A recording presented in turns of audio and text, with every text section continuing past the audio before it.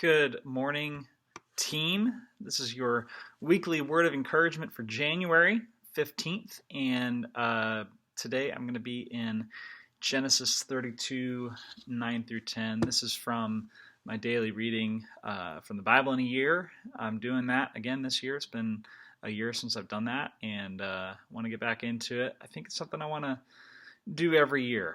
Because if nothing else, if I don't get any other Bible reading in a day, at least I've done, my daily Bible time. Anyway, this is what it says in Genesis 32, 9 through 10. It says, this is through, I think, 12. Sorry.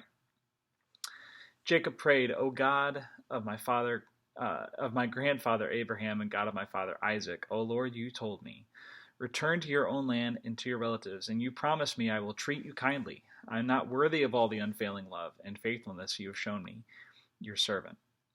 When I left home and crossed the Jordan River, I owned nothing except a walking stick. Now my household fills 2 large camps. O Lord, please rescue me from the hand of my brother.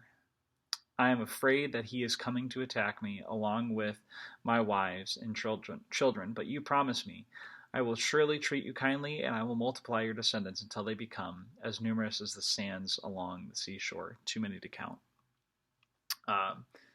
So those of you that aren't familiar with the story of Jacob, Jacob is the one, Isaac's son, who was basically the one whom God's promise rested on. God chose Jacob to build his nation Israel.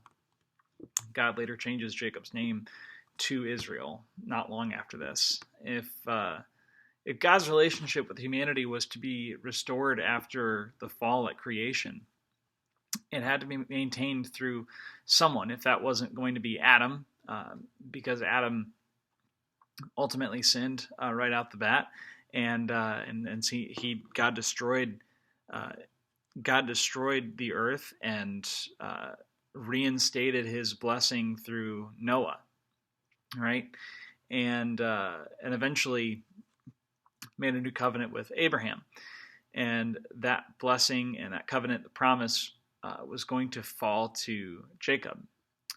And I find that very interesting. God's hand and favor has so little to do with who we are. Because what that tells me, knowing Jacob's story, is that God can use anyone. It has so little to do with who we are, and so much more to do with our response to God. Jacob becomes Israel, but his name Jacob means heel grabber, kind of a deceiver in that way. And in a lot of ways, Jacob lived his life that way. He was deceptive. He stole his brother's birthright and deceived his father into giving him the blessing that was due his brother Esau. And because of that, there was a rift that was between Jacob and Esau, so much so that when Jacob returned to the land, he was afraid his brother might come out and attack him. And yet God's hand of favor rested on Jacob despite these things, despite the choices that he made. God still chose Jacob. There's really very little doubt that we are undeserving of God's blessing, but the notion that God can't use us for his purposes is just so untrue. Go look at the people that God chose to use all through the Bible, and it becomes very clear quickly that God wants to so badly use us for his purposes, even when we don't always get it right. So I say all that for you to know God can use you. Stay faithful to him, and be humble. Be humbled by the blessings that God has given you, and know that God's hand of favor is upon you, even though at times it doesn't feel that way. That is kind of the thought that came to me today as I was reading. So I hope that encourages you, team. And another thing to keep in mind, that we're in the middle of our 21 days of prayer and fasting. I hope you know I've been praying for each and every one of you by name. during this time, and it's at 8.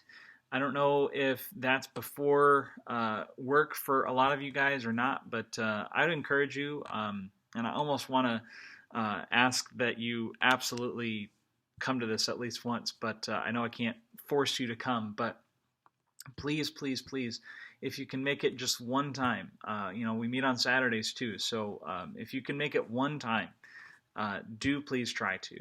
It's an empowering time. It's an hour, and it's not just prayer. Don't be intimidated by that.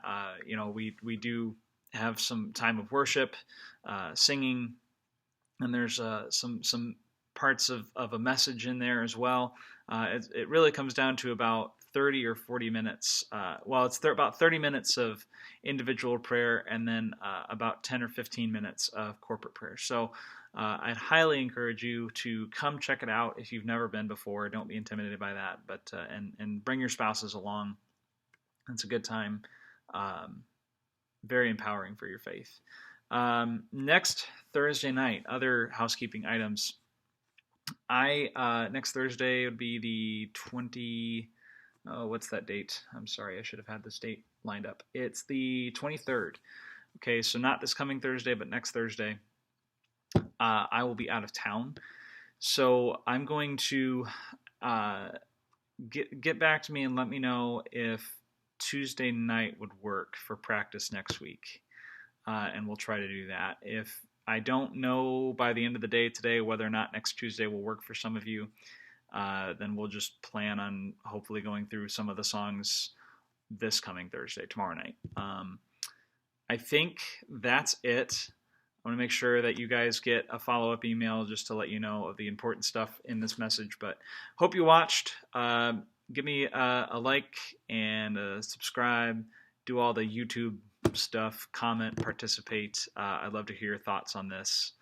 And I am looking forward to tomorrow night. Okay.